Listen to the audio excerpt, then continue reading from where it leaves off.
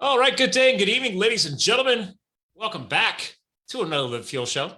So we're going live here, as we always do, in the Facebook world. That way you have it go back and look at this content real time until it airs in the podcast world to our newer listeners. But I'm excited, guys. I'm always excited to podcast, actually, but there's been a lot going on here at the home base. So we're going to be able to catch up here because I took a slight hiatus, a little break for the regular listeners. You could tell for a couple of months while we were finishing the book. I just needed to focus. But now I'm actually kind of happy because I'm ramping up and we already have a ton of shows banked up.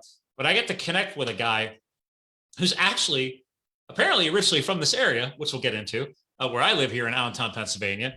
Specifically, I live right up the road from the high school this guy went to. So we might talk a little bit about like healthy endurance style brands, which I'm a big endurance athlete, so I love that. We might talk a little about marketing. But I think this guy understands the impacts of healthy lifestyle with business. And I love geeking out with a fellow marketer and a fellow branding guy because I think we're going to have a really spontaneous and powerful show today. So without further ado, he's the agency director and of the brand leader, my friends. Kyle Deferred, welcome to the show. Thanks, man. It's fun. But maybe we don't talk about Allentown so much because I don't know if I have many fond memories back there. Well, I left the Lehigh Valley, and that's the other thing, by the way. I mean, hold on. So let's timestamp it. So how long ago was it? Right after high school? Because you were there, what, class of '92? Yeah, Parkland High School, class of '92. I don't know if you're near the new high school or the old one. This is the one in Orfield. So this is I'm by the one from Star Wars. Yeah. If you know the aerial, you ever looked at it on Google Maps? I'm just looks like did anybody realize they were designing that building that way? And quick side note for the listeners, guys, like if you're a Star Wars geek, my wife has no clue, even though she went to your high school. But you and I are a little bit older than she was. So somebody made a joke like, "Hey, man, what's it like living right by the Millennium Falcon?" Right. And I'm like, "Do you just make a Star Wars joke about where I live in Allentown, Pennsylvania?" You're like, "You don't know, do you?" I'm like, no, you got to look from the. I went to Penargil High School, which is like on the side of a mountain in the country. So. Up on the way to the Pocono Mountains. So I was like, "What are you talking about?" He's like, "Go on Google, like zoom out, keep zooming out from your address and look where the high school is." And I'm like, "Oh my God, that's the Millennium Falcon." It's crazy. I did not go there though. I went to the one in Orfield, which is up 309. Gosh, these are words I haven't thought of in years. Up Route 309, right? Yeah. At the middle. I think it's a middle school now, but I went there for high school and I went to Springhouse Junior High. Right off of Springhouse Road. I used to ride my little BMX bike from my townhouse in Country Crossings. BMX I'm telling you, these are words I haven't used in forever. And I would go down from Walbert Avenue, turn on Springhouse Road, and ride down to the junior high. And that's how I would get to junior high school every day. I live in the old Greenewalds neighborhood. Oh, I totally know where that is. Yeah. Right. So off of so if you take Albrights Avenue out towards Cedar Crest Boulevard there through the cornfields or whatever all that is, that elementary school, what is that? That's not Troxel. Is that Troxel? Or is that a different school? No, that might be Troxel. Yeah. Might be. And then there's the other one on the other side of Greenwalds. If you're going towards Walbert Avenue from Whitehall Avenue, if you remember, if I'm connecting for you. Yeah, and totally. By the way, was the bar the Paddock there back then? Oh, yeah. Yeah, the Paddock, the Crest Inn. My mom used to bartend at the Crest Inn. So if you is that still there on Walbert Avenue? The Crest Inn? The Crest Inn. Yeah, Crest Inn. Oh, yeah. I have. See, I didn't live here, so I didn't start becoming an Allentonian until is that a thing? Can you be an Allentonian? I hope not. So I didn't start. So I started dating my now wife, which is like 7-8 years ago. So I was actually I lived out west. I mean, part of the branding. In case I don't even think you know that much about Live the Fuel, but you know, there's fire in the logos. I'm a former firefighter, so I left the corporate life. You were a hot shot, right? Weren't you? Yeah. Or a smoke jumper? Hot shot, right? Hot shot. Thank you for clarifying that, because that's the total difference. Yeah. I'm clarifying that very well when this book comes out, because there's two type 1, like top of the food chain crews. There's smoke jumpers and there's hot shots, and everybody's just like, "Oh man, so you skydive out of planes, right?" I'm like, I do skydive out of planes for fun, but I do not do that for my job. It was a hot shot role. What's that? I'm like, I didn't know either. So that's one of the reasons why I'm writing the book. Let me give you some kudos, actually, because I think while it sounds cooler to be a smoke jumper, first of all that gear you have to wear is just crazy. You need to jump into a fire, but you get plopped into a fire. Hot shots in my book are the athletes of the two, because why do you know that? Because they have to hike the heck out of themselves to get into the fire. So they're crossing through fire to get into the center of it. Yeah, it's Yeah. For some reason, I studied fire a long time ago. I lived in Colorado. See, now I'm intrigued too. I lived in Colorado as well. So, oh, by the Yeah, way, and I used to live in Greenville, South Carolina. there you So, go. so Man, that's where I am now. we're overlapping way too much, man. So, Yeah, way too much. But yeah, we can come on. It's funny how two marketing branding geeks are combining on a podcast, and it turns out all this overlap in the first I don't even know how long we've been online now. 2 minutes, 5 maybe. minutes. Yeah, exactly. Yeah, where we already devoted too much time to the Lehigh Valley. Well, admittedly, I'm sorry. Some of my really good friends still live there. My brother moved back home. He lived overseas, moved back home to Bethlehem, of all places. You're a local when you know how to pronounce it right. Oh, right. For sure. He was actually at Moravian College for a while, and then he just moved out of the country again. But I never even visited him when he was there for 5 years. I have not been back since 99, maybe. Yeah, I mean, it's been a long time. That's when I left. I graduated Penn Argyll 95, so you got me by a couple of years. My wife is like 5 years younger than me, so that's whatever younger than you. But yeah, I went to Penn State, Allentown, back when it was in Fogelsville. But now you've been gone for so long. Over off of I-78, south of Allentown is on the way to Quakertown. There's a massive outdoor promenade mall. And oh, really? They took over. There's a college right there, not far from DeSales University. It was like one of those smaller colleges. I think it was called like Allentown College or something. I don't know. And then Penn State bought the campus and relocated it there because it's bigger, and that school became defunct. So there you go. You've been gone for a while. Wow. Yeah, it's been a while. Hey, so no disparagement to the folks there, to you there, but it's just, I left for a reason. Let's just put it that way. I'm with you. I was here till 99 and then changed careers. And then one of my oldest friends, he used to live up here too, but he was originally from South Carolina. He had moved back there.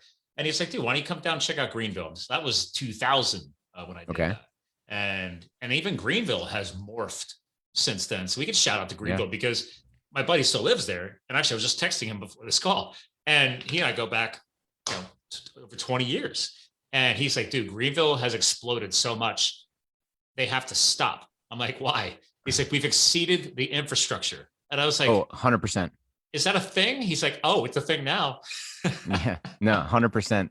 I mean, this great little town it's kind of a mixture of Asheville, North Carolina, with a little bit of, I don't know, infusion from the North, maybe, I guess is the best way to say it.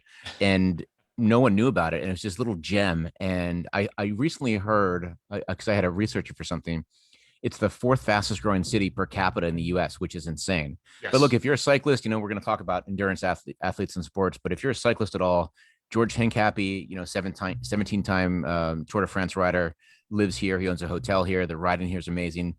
Former U.S. Olympian Bobby Julich, another postal rider, Kristen Vandeveld. I mean, so many. Lance Armstrong comes here all the time to meet up with George. It is an amazing place to ride. So if you're listening, and you want to come back down and ride. Oh man, it's amazing. Because whenever I would road trip west in 2010 and 2011, when I decided to get a little escape to become a firefighter, I would road trip south. Like my base was in Arizona, but I would go to Greenville. And people are like, why? And that's not on the way at all. And I said, because I got to go hang with my buddy Will. And I'd swing down, and my bikes are on the roof. My whole life was always in my car those 2 years. I pretty much lived in my car. And then I had another buddy of mine who I eventually helped open up one of the biggest mountain biking shops and cycling shops in the Denver area now, called Pedal. And that was after fire. But he used to live down in Georgia. So I would hit Will, and then I'd call up Andy, and I'm like, yo, I was like, what races are going on? I need to train. It's off season. I'll just go, So I'd be there for like a week or two, hang out between South Carolina, Georgia, get in some riding. And it was always like right at the end of winter up here. So it was a little brisk to ride down there, but as you guys know, you don't get the ice and the crap that we get here. Right. So, not at all. Yeah. I forget the name of it was an endurance mountain bike race in Georgia. I can't think of it, but it was awesome because that's when I started getting into, I was already a roadie. I was like, oh, well, I know how to ride centuries and all these charity events. Let's apply it to mountain biking. And that's one of the first endurance mountain bike races I did down there.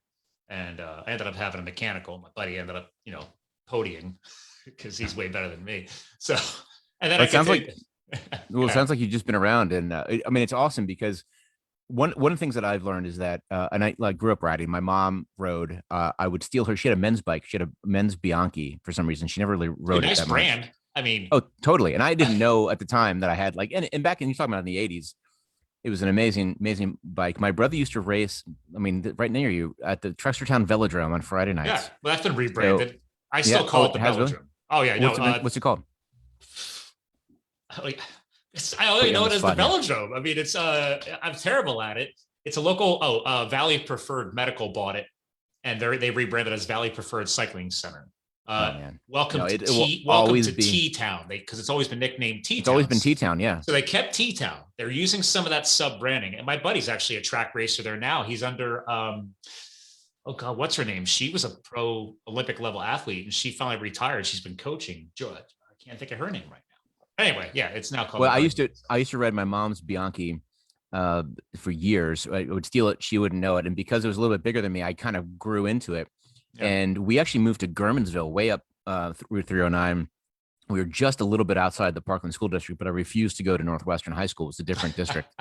So I would ride my bike almost every day to train for wrestling from Gurmansville down the back way down to the old Parkland High School, which is in Overfield. And it was just a fantastic ride. And gosh, you're talking about Bicycling Magazine was right there because Rodale was in Emmaus. It still is, and they sold it. For the listeners, Rodale, again, because Kyle should know these guys. They're one of the biggest. I don't want to call them printing, but publishers like Men's Health, Women's Health, all those publications, all those magazines. Yeah, Prevention, Organic, all those. Yeah, yeah. But now that's pretty much defunct. If you went to Emmaus, they sold a lot of it. Yeah, all that. Most of the buildings actually just got rescued by the town of Emmaus. They're going to repurpose them because now they're pretty much based out of New York, and that's really it. And right. But that was the heyday. It was, I mean, people would ride all the time. They'd go down through Albertus and Kutztown and ride, that's my road biking back there. Yep. Yeah, exactly. And it was fantastic. So we're talking now about Denver, Boulder. You mentioned you were in Arizona, Greenville, and the Lehigh Valley. I mean, you're talking about some of the best cycling I think in the country. I, like you, wanted to get the hell out of this area. So obviously firefighting helped me do that, right? Right. I mean, actually, to be fair, I left for Greenville, then came back, and then I was here for a few years, then finally went west, right? But then, Arizona, and my base was 3 hours north of Phoenix in the Tonto National Forest. So the first year I didn't know any better. I kept going to spend my time off with my buddy down in Scottsdale. He had a sweet pad, but it was hot as hell. And if you've ever been to Scottsdale, and then I found Flagstaff, great cycling community too, because they have an Olympic training center up there because they're high altitude, 7,000 feet. But yeah, I realized even out there, and even I used to live in Golden, right on the Front Range. I'd connect with all the bike networks around Denver. Lookout Mountain, all the way up to Buffalo Bills. I love to climb. My first time climbing Evergreen. That was a wake up call. It's only 4 miles, but it's some of the best switchback riding I've ever ridden. And in Colorado, it's kind of the thing you need to do. So, yeah, definitely. On that note, I was never going to come back here to Pennsylvania, right? Like, I'm in the Holy Land. I'm hiking 14ers. I'm skydiving. I'm road biking these epic mountains. I'm a huge skier. I spent years as a USSA ski race coach here on the East Coast. So my wife grew up ski racing. So that's a connection for us. So most of our vacations are in the winter to go back out to Vail and everything else. But on your note, road cycling was not the top of my list living out west. Mountain biking became the top rung, right? So it was either mountain biking or skiing.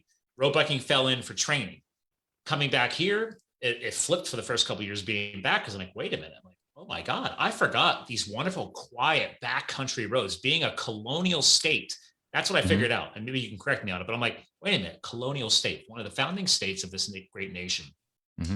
There's so many freaking back roads. Like some are still not even paved. Like there's some gravel ones or whatever. And I'm like, I don't care. Because nowadays gravel grinding and cycling is huge. So I'm considering getting one now because half my buddies picked up gravel grinders as well. But the point is, it was dangerous back in Colorado. There's no shoulders on those mountain roads, and there's people getting hit and killed. And I'm like, so when I came back here, I was like, oh my God, I refound that love of road cycling because I'm like, oh my God, I have all these great roads. And so and you've got just the scenery is.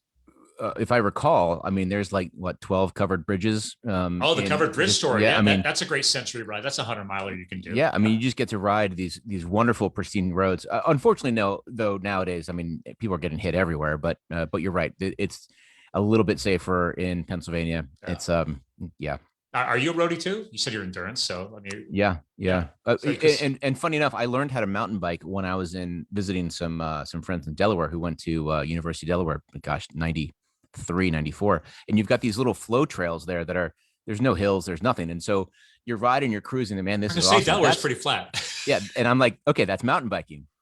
So I move out to Boulder to go to college. This is, and was like, let's go mountain bike. I'm like, man, I'm in. I love mountain biking. And they take me on this gnarly single track gravel, like pea gravel, like 6 inches deep. You're sinking in this stuff. I mean, I'm Oh, they took you into that one?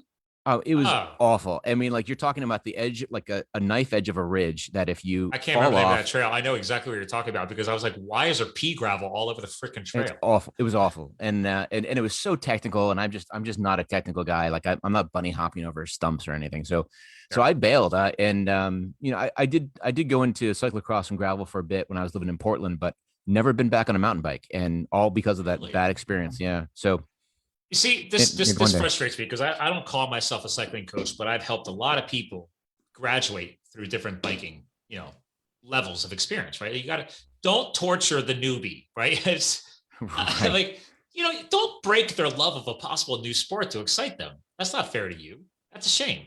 No, Um, exactly. yeah. So on that note, My brother-in-law works here at the office, and I oh can see yeah, him through my glass as I window, and say, I think he's look, watching live right now, and I keep seeing he's laughing. So who knows what's going on? so hold on. Have you taken your brother-in-law back up here to Allentown either? No, you've not been back ever, like No, in all those my years. wife hasn't seen it. It was really funny where I was with her over lunch, and I said I was doing this podcast before we go out to dinner, and she said, I said that's guy in Allentown. She goes, why has Allentown come up so many times in the last like 3 days, and it We're hasn't come up. booming.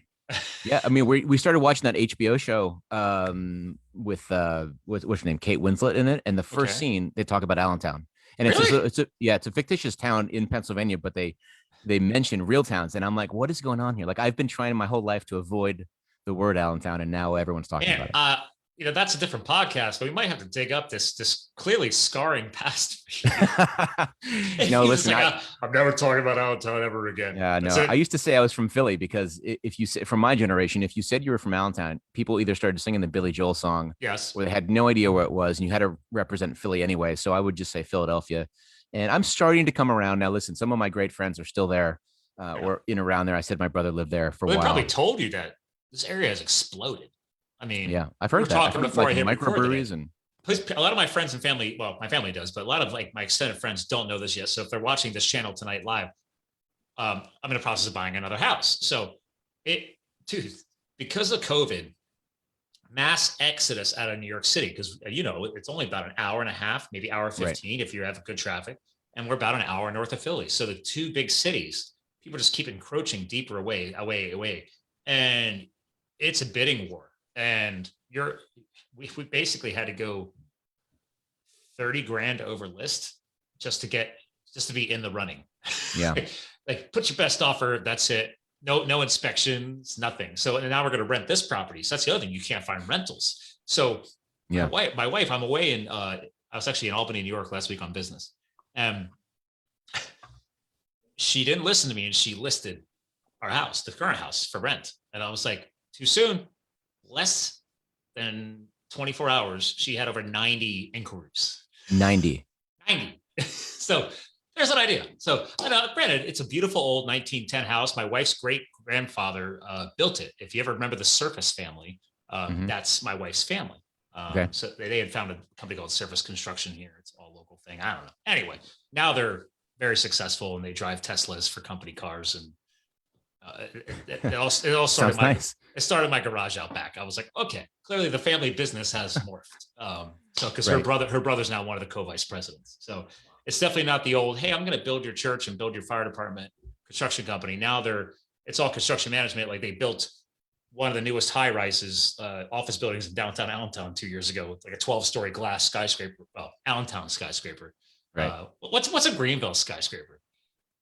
Oh, these days? I mean, gosh, I don't even know how tall. They're not super big. I mean, I think the tallest one, they definitely just built a bunch.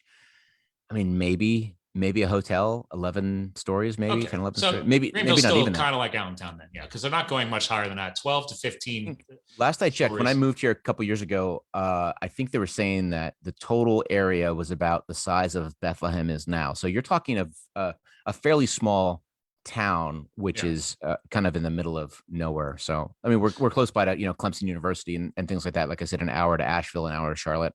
All right. But for the most part, this is still a pretty small town.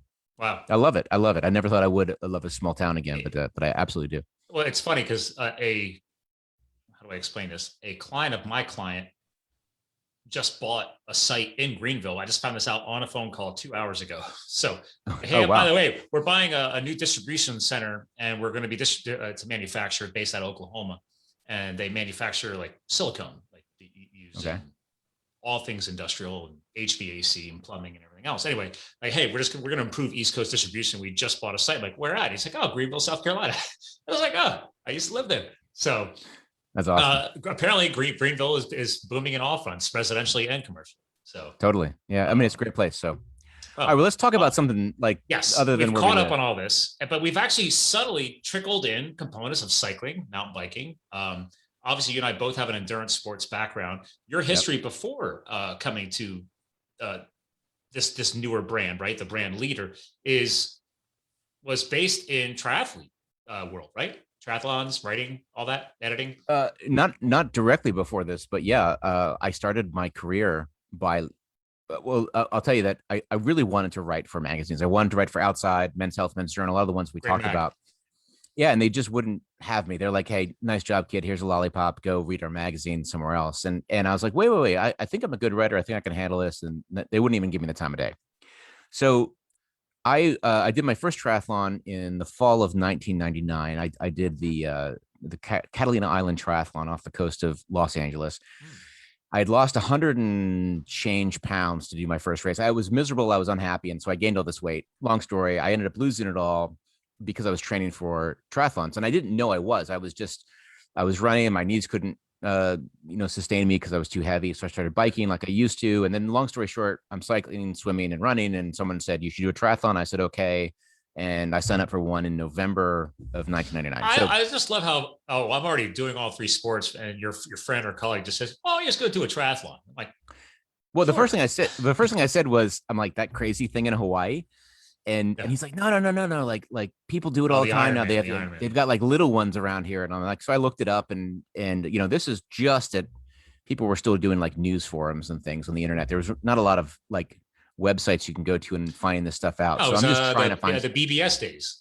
Yeah. Yeah, BBS exactly. I'm old school. It's okay. Yeah, right. There you go. So I did my first race. I came in like the top 20% of my age group and I felt pretty good. And we're talking a really sprint triathlon.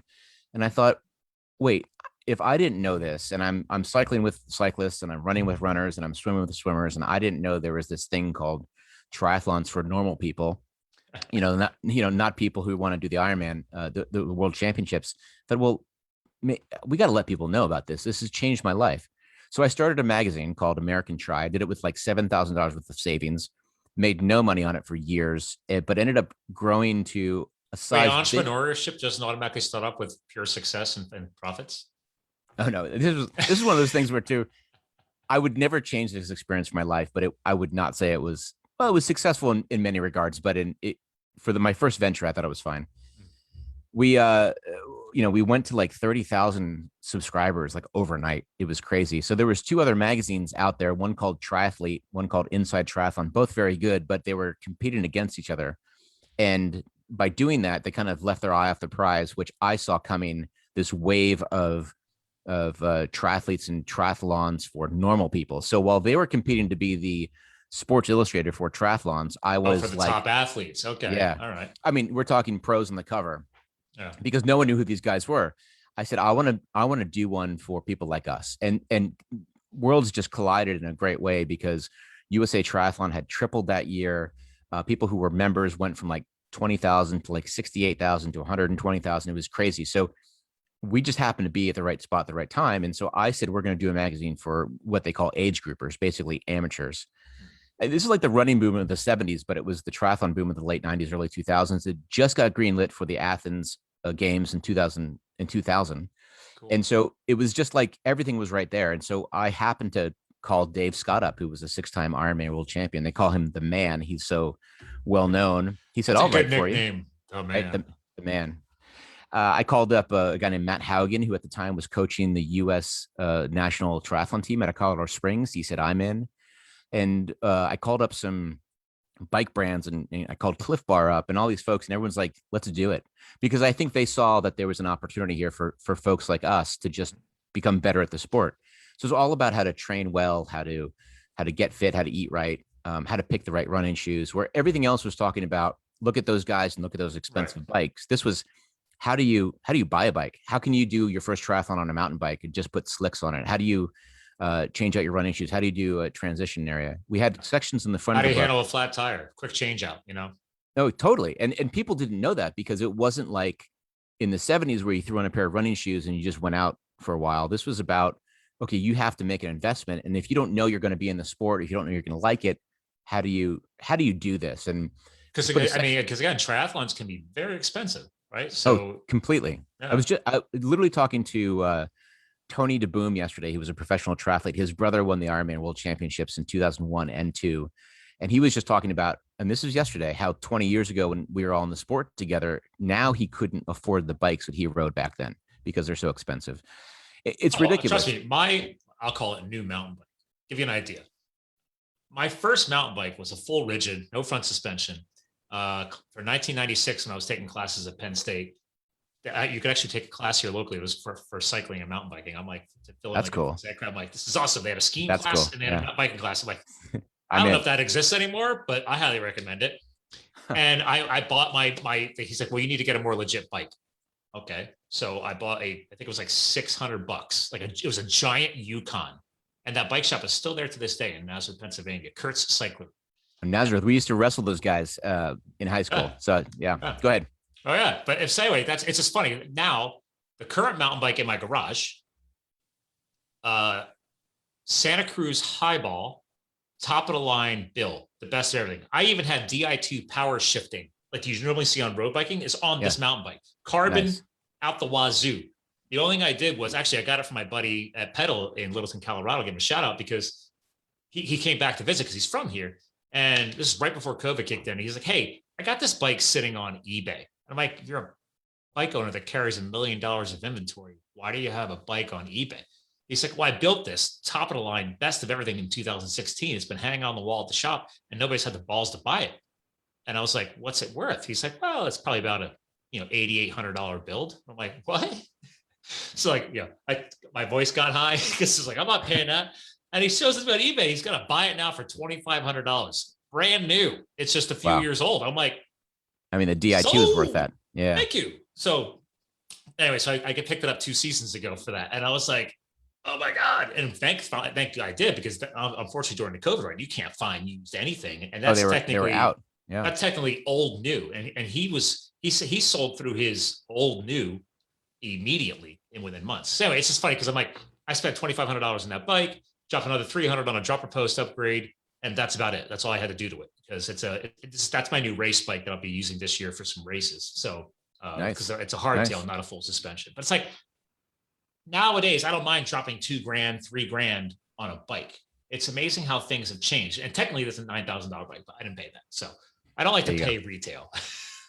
Yeah, well, I mean, I was the same way. I used to get wetsuits and shoes and whatever we needed sent to us, bikes, wheels, aero bars, whatever. And then you realize that the cost of that when you're actually a working adult with a family is quite different. Yeah. But anyway, you learn to love the Pro Form, right? I still have Pro Form. So yeah, you're lucky because it's expensive.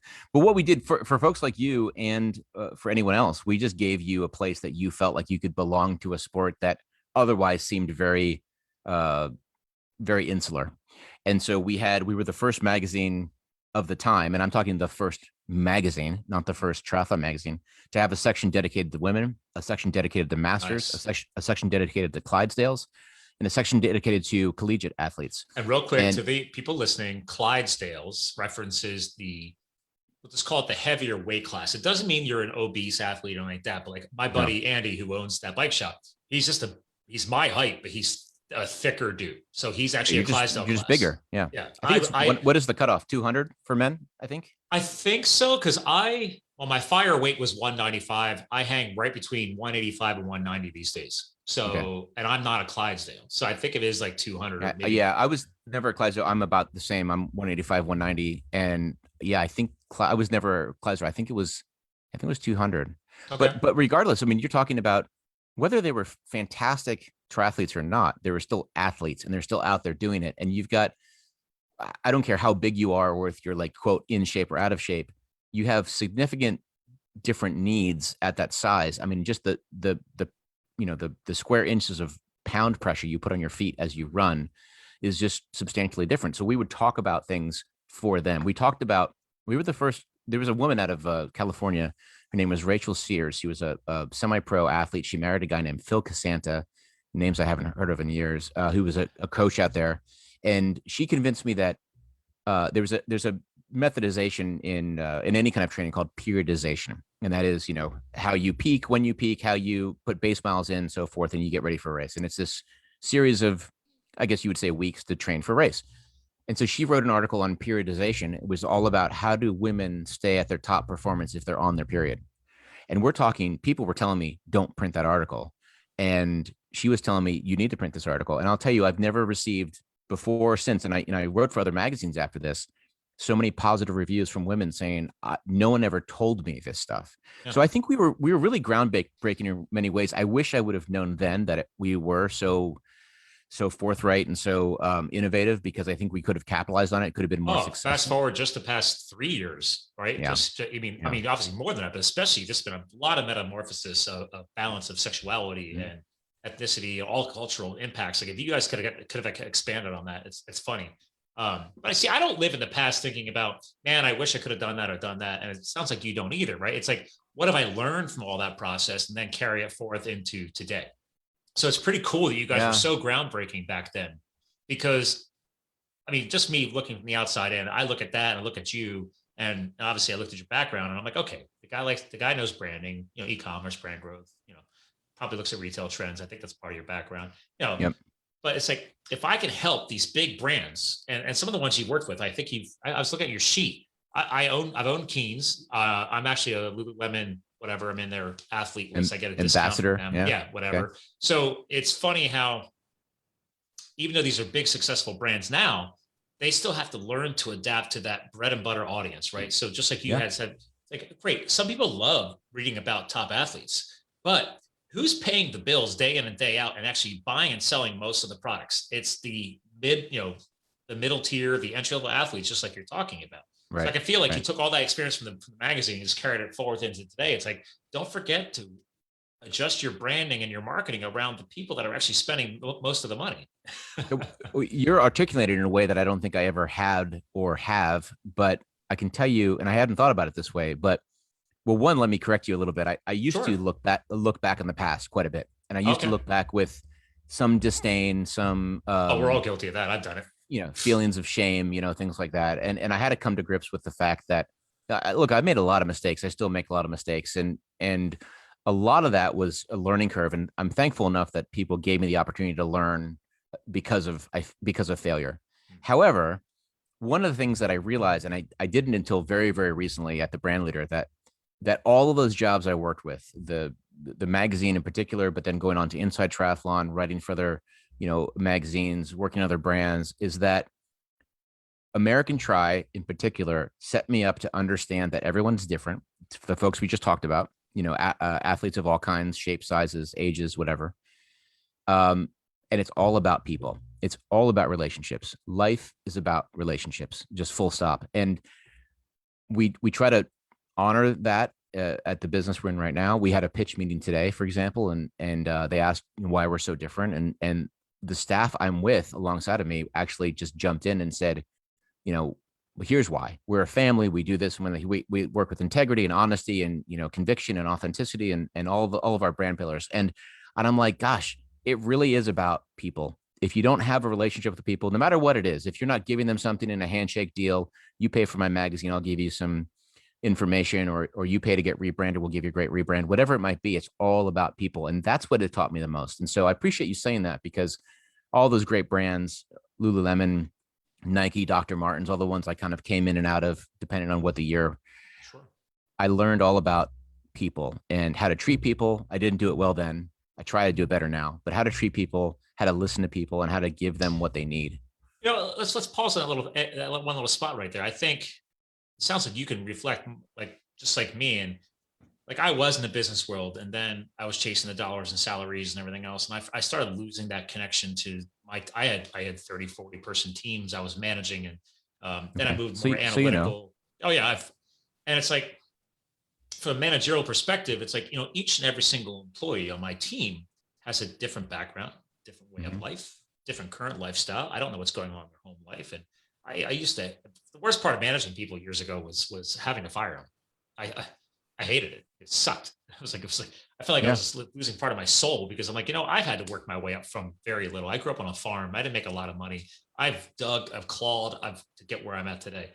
And they were doing the same thing. Or granted, some people behaviorally clearly don't have work ethic. I'll just leave it at that. And others do, and others try. And life does get in the way. It's amazing how today, 2021, Hmm. it's not perfect yet, but the increased level of lifestyle balance for work-life balance is at an all-new high. And if people haven't figured that out yet, they need to listen to this now. I mean, thanks to virtual communication, I never worked on Zoom years ago. I've been on Oh, Zoom for yeah. over Nobody did. 5 years now. So when Zoom started blowing up during COVID, I'm like, what do you want to know? I've been on it for a while. I've owned the stock for a while. I'm very happy that I own the stock. Stuff like that. And it's Hmm. funny, like guys, like okay, companies like Twitter switched their whole employee staff right to virtual now. So Totally. look at that new potential of managing different ways of managing, different way of leading, different way of building these interpersonal relationships. Like you got a brother-in-law you get to work with, but now people have the option. Maybe I don't have to go to the office. I could work from home a couple of days a week. How is my Right. lifestyle kicking in? And now people like you guys, including your own team, you guys get to interact at a whole different level, connect at a whole different level now versus 15, 20 years ago. Yeah, and it's maddening because when you have the ability to work separately, it's great because and we're big on unlimited vacation and just get your work done kind of thing, and whatever.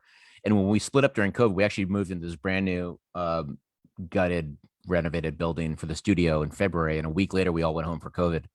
And I think everyone missed the office at first because we had this great building, new computers, and all that sort of thing.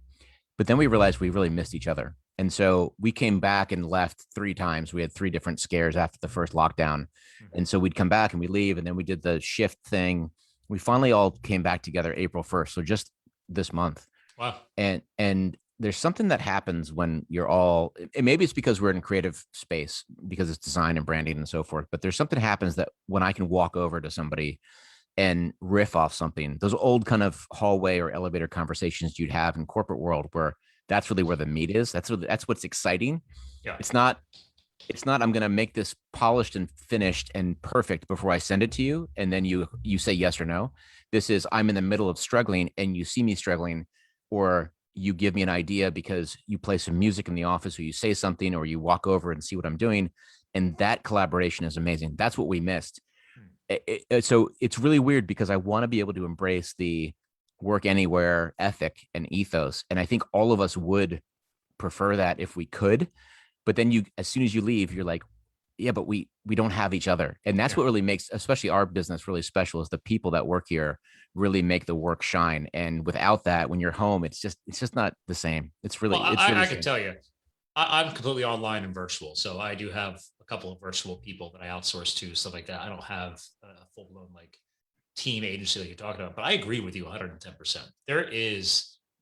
You cannot find the same psychological connectivity virtually that you do physically. Hmm. And obviously, I want people to be healthy and safe and whatever your position is on COVID and all this transition. But I was like, in the end, especially an agency like you guys, heck yeah, dude, I would be in the office. I was like, yeah, give people an extra day or two out of the week if they want to work from home. But like Yeah. when it push comes to shove, the creative teams I've worked with over the years, even with other companies, I love traveling to that company and go meet with them in person, or we all meet at co-working space or whatever people want to meet at. I love it. I love going to conferences and conventions. Like I'm a connectivity person. I have to connect in person. So there is a whole different psychological benefit from that, especially from a creative perspective. I 100% agree. Like everybody's Yeah. like stand in front of the dry erase board, maybe you got a glass wall or whatever your space is. Just having to be able to like toss stuff. And like you just said, actually, it's funny because I just thought of this book.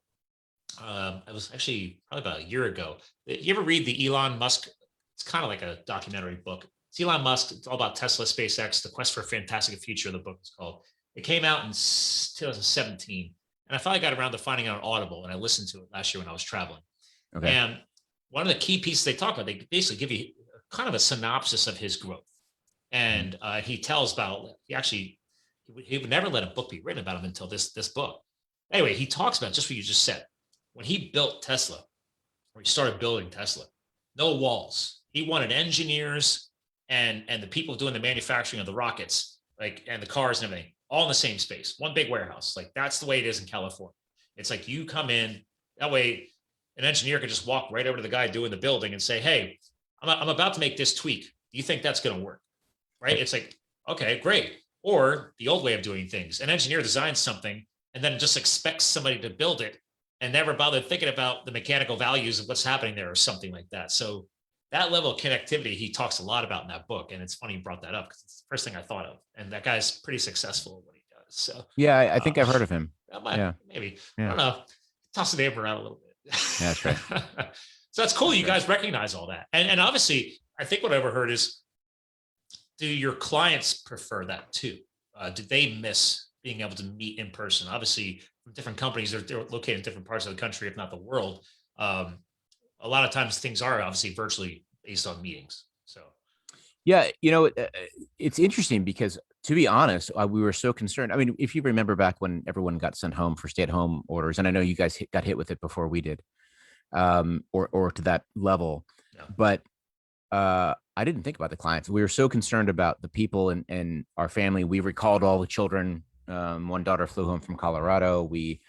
My wife has a couple children from her ex-husband, and so we made them stay with us full time, and my kids were safe back at their mother's house, and so it was like we just kind of like went into hunker down mode. And I don't think I thought about our clients during the first 2 weeks. It was just because no one Sure. knew. I mean, it was that kind of thing where I don't Get think we'll ever personal. feel this way. Yeah. You people were making it seem like you were going to walk outside and catch this thing and die in the street, and so Right. Right. I mean, quickly that went away. But and as that started to happen, we started going to our customer base and seeing what was going on. But now they were doing the same thing we were. And we have a lot of national companies. And so the people we're dealing with, the C-suite or the CEO himself, or even the VP of marketing at some places, they're dealing with their own stuff, their own families, and how to close businesses down and whatnot. And we helped a lot of them figure out how to maneuver through that time through marketing and just marketing the correct communication message, not trying to sell anything during that time. And we kind of were okay. It was about 2-3 months into it where we started having some routine calls. Now we're all at home and we were going back to our cycle of every week checking in with our clients. And some of them were like, I really would love to be in person. And of course, nobody was comfortable yet at that time. But it wasn't too much longer after that that I think that we started letting people in the office with extreme COVID protocols Mhm. because they wanted the same connection, not the same connection that we're talking about for creativity and collaboration, but the connection that you get when you're talking about brands, you're talking about people's livelihoods and their souls. And when Oh, you're talking about what a brand is, it's so personal to the owners, and it's not theirs anymore, right? It's this thing that they've created and kind of given to the public. And so it's very personal and it's very challenging. And you want to have that face-to-face conversation. So that's what we felt from them. We're kind of back to normal now. Everyone here is vaccinated. We have meetings here in the office. And if you feel more comfortable with us in a mask or you in a mask, we'll do it that way. But sure.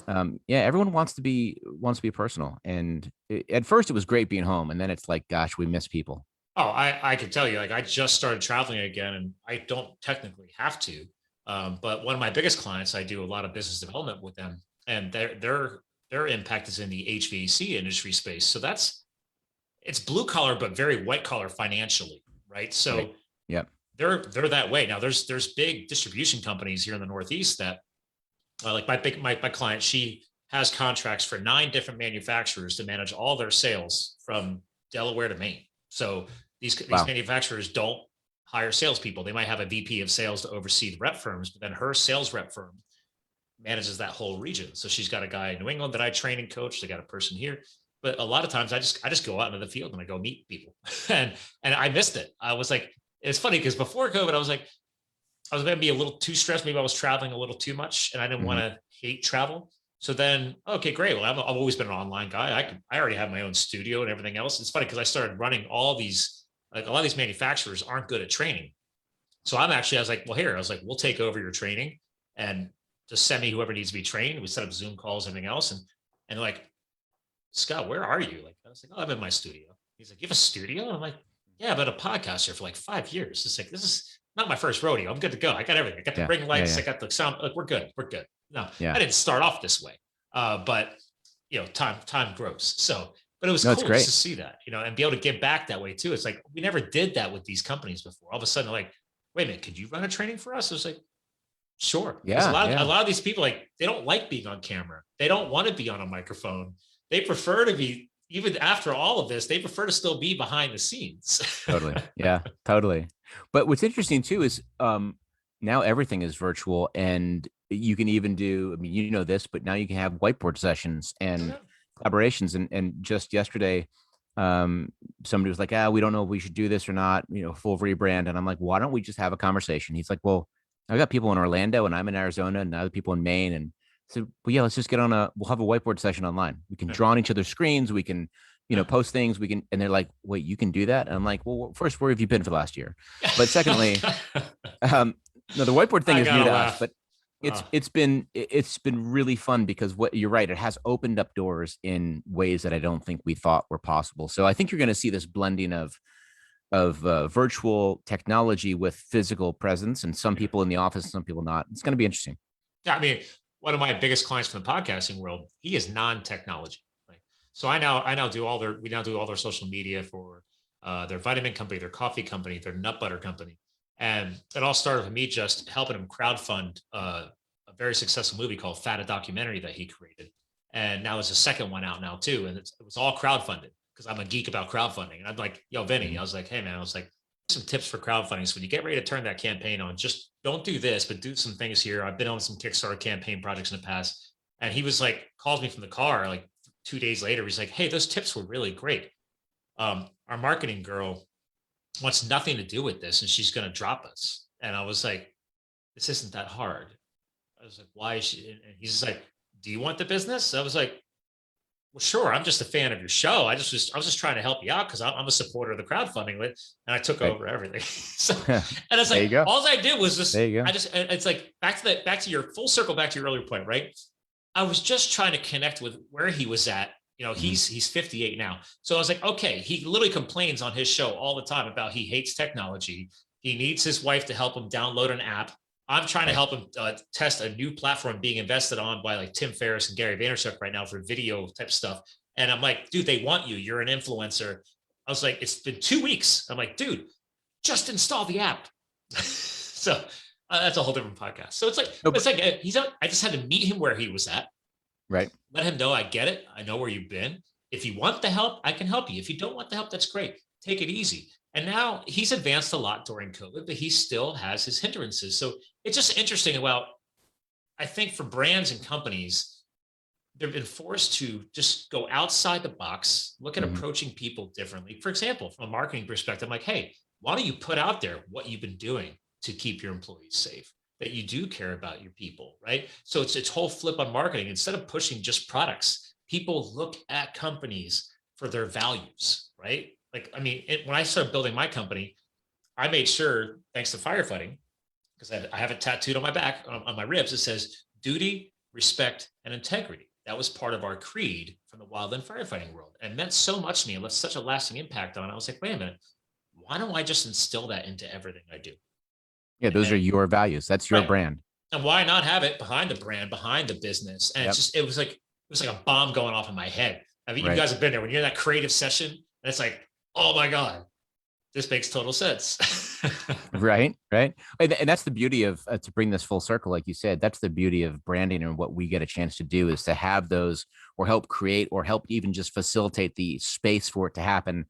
Have those little epiphany moments for our clients is so much fun. And we're working on a really big job right now. And we're in the process of naming the business name. It's a brand new brand. It's not a rebrand.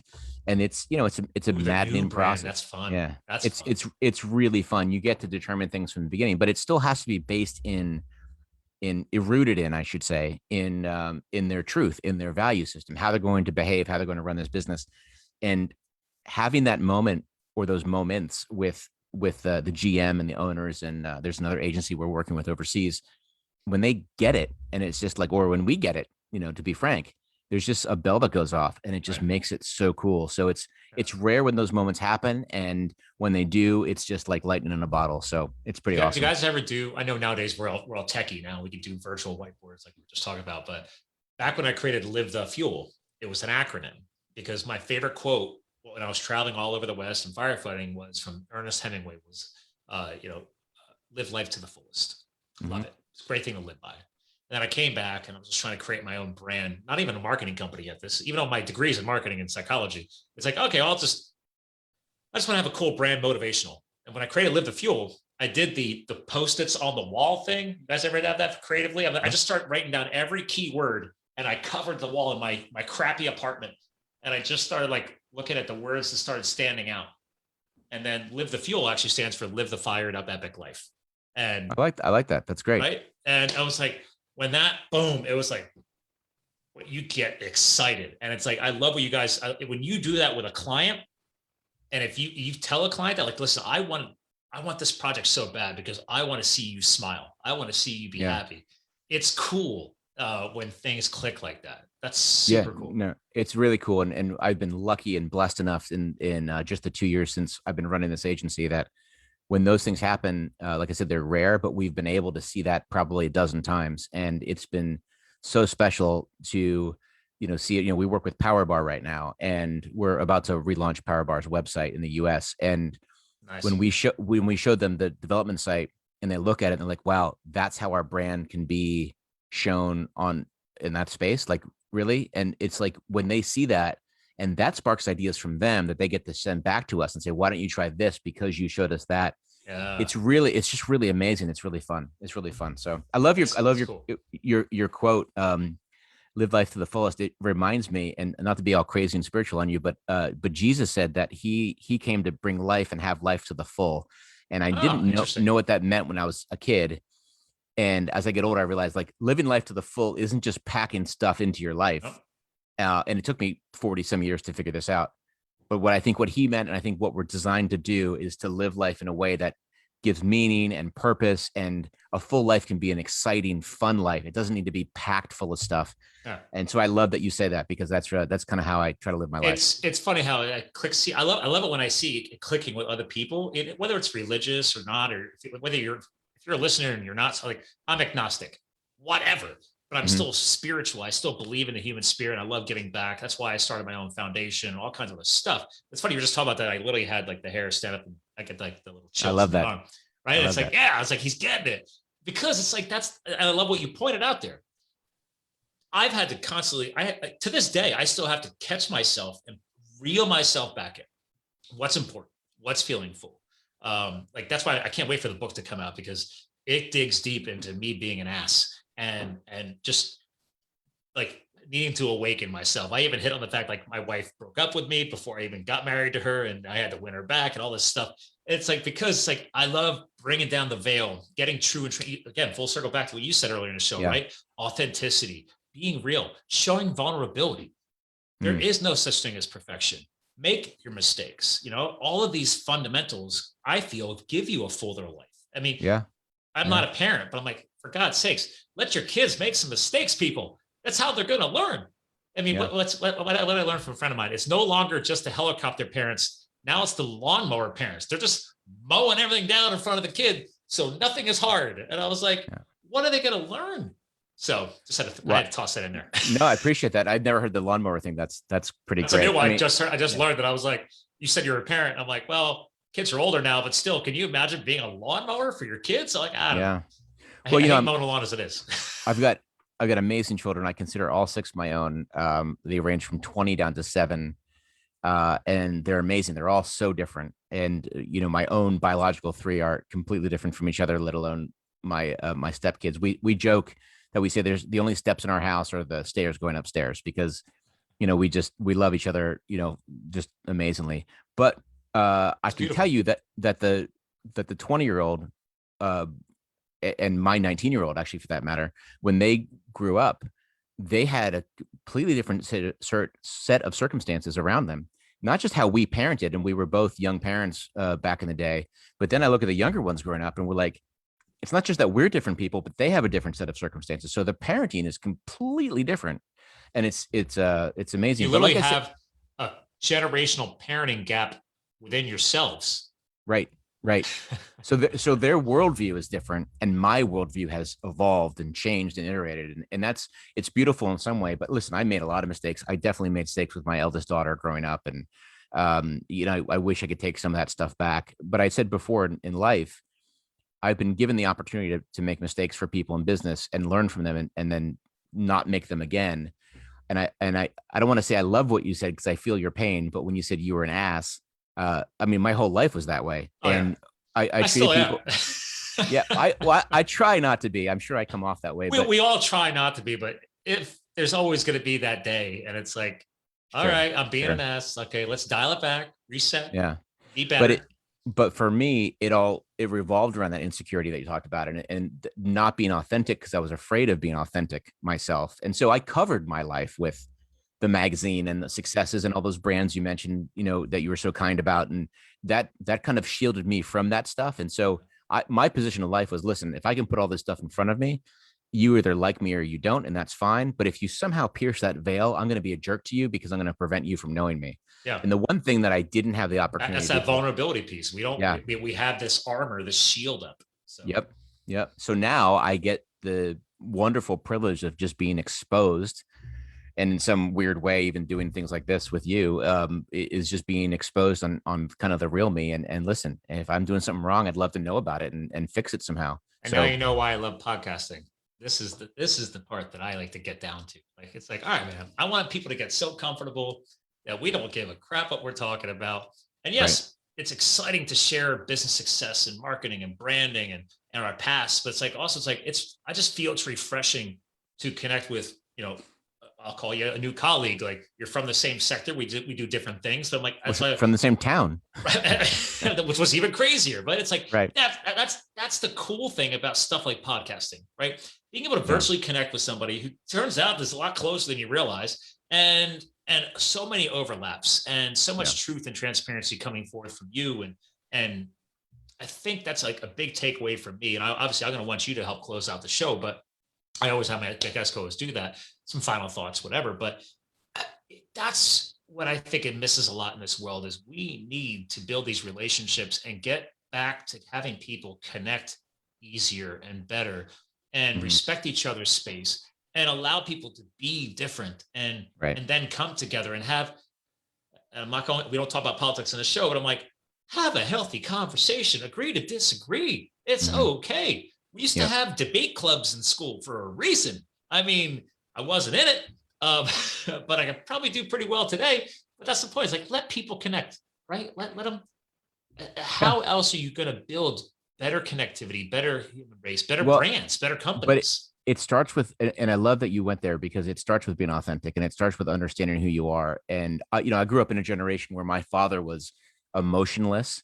He didn't talk about things. It was bad if I talked about things. If you cried as a child, it better be because he smacked you up, upside your tail. Like it was not okay. And so I bottled up all that stuff. And I think when you get older and you realize that life is full of emotion and it's safe and healthy to absorb that and to talk through it. Men don't talk about this stuff, and Nope. it's interesting. And my wife said to me the other day, I've been going to this men's Bible study, and I haven't done that in years. And so I went. And I'm like, I don't know if I'm going to get anything out of this. And my wife said this, and she's very poignant. She said you have to ask yourself that you might not be getting anything out of it, but is there somebody there who might be getting something out of you because you're there? And Whoa, I'd nice never thought, flip. yeah, I never thought of it that way. She's You got a like, smart wife. oh, she's incredible. She's definitely 80 times smarter than I am. Oh yeah, But my wife's a double doctor. I'm just like I just leveled up. Yeah, all right, lead the way, baby. yeah, My wife is I don't know if you do the Enneagram at all, but she's an 8 on the Enneagram scale, and so she's very loyal, but she's also about justice, and she wants to see justice happening. And so she's very with me. She's very much, she sees my frailties, my weaknesses, but she also embraces me for them and loves on my strengths. And when Nice. I'm in a situation like that, when I'm nervous, when I don't want to do something, and I'm like, gosh, I'm feeling vulnerable. She's the first one to say, yeah, but that's when you need to go. That's when you'll learn the most and you'll give the most. And um, I wish I wish I had that skill set when I was younger. I wish I had that skill set working for other people, because Oh had my I God. been a little bit more receptive, a little bit more patient, a little bit more humble, I could have been a lot more effective as a man than I was. I I have a whole chapter in the new book coming up. It's literally getting humble. That's the name of Mm, the chapter. I love it. So Well, I love that you hit I on can't that. wait to read it. Thank you. I Well, that might be appreciate that. a great thing to end Well, on then. the book is going to be called "So You Want to Be a Hot Shot," because I thought I wanted to be a hot shot, right? And but I wanted to carry forth into all facets of life for everybody. Like think Love about that. how I could be more of a hot shot in everything I do, but like it's not about being some tough guy jackass, right? It's about Love getting love real, that. being authentic. I'm excited for it. So, Yeah. by the way, writing a book is a pain in the butt. I don't know how you magazines, all that stuff. No, it's a Oh, pain. that's you. Absolute pain. I love your history. Yeah. So, Yeah. Thanks, well, man. listen, I usually ask my guest co-host to help leave behind an all-encompassing message or something like a legacy message. But I mean, Mhm. actually, the last few words you said are beautiful. So I don't know if you want to end it with that, or if you have something you want to sum it up and help bring this show towards a close. And while you do that, by the way, I got to share your site because I don't do screen sharing on every show, but guys, like their website's awesome. You got to check out thebrandleader.com, right? I'm Oh, sorry, thank you. I'm a huge mountain biker. When you slap that on your site for branding, I'm gonna support you. And right No, there, thank we you. love Allentown. What is that? Well, I love that feature. well, that's It's recognizing where I'm at, right? yeah, it's a little geo targeting right there. Yeah. I never thought I'd see that on something that we designed. Says we love Allentown, but no, it's great. That's Well, great. now I'm glad. you better have to change your thoughts now. Well, you have it right there. So, Yeah. no, I do appreciate that. I've worked with an incredible team, including I got to give shout out to Chris Huvel, who's our creative director, and he runs our design team, which helped conceive and develop that new website for us. But yeah, I would say for last thoughts, somebody I was a guest on a podcast yesterday, ironically, just together yesterday and today, and they said if you could change one thing about your career, what would it be? He said, we ask every guest this. And I think he was waiting for me to say something like, if I could have invested in Uber, or if I could have, taken that job or not fired that person. And I said, oh, that's easy, man. Just if I could have been kind. And it sounds like you and I are cut from the same cloth on that one. And so, yeah, the only thing I would leave with people is it's not cliche to say, treat people with kindness or what. It really is, it is something that if we're not kind to one another, and I don't do this well. I struggle with this stuff daily when I'm in a mood or whatever. But I found that life is just more enjoyable. Our work is better, because, like my wife would tell you, everyone else could be going through the same thing or a different thing. You just don't know what their story is. And so whether there's somebody on the street or somebody in my office, giving them, the privilege to have that space to be who they are. I wish I would have done that. So I would just encourage people to read your book. It sounds like it's going to be a winner, especially talking about humility and being humble. And just, yeah, be kind, Yeah. and I then tell me appreciate that. how you do it.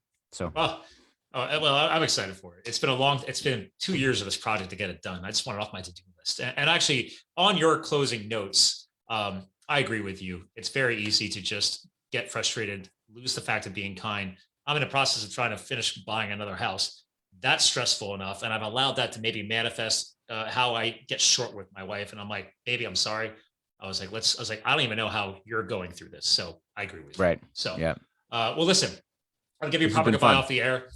Ladies and gentlemen, again, thebrandleader.com. Kyle left us some powerful words to leave behind with today. Again, we're here to fuel your health, your business, and your lifestyle. So check out thebrandleader.com. Check them out at The Brand Leader everywhere on social. And we'll have all this stuff linked in the show, so we always do. So thanks for tuning in. And remember, you too can live the fuel. We'll talk to you guys again soon.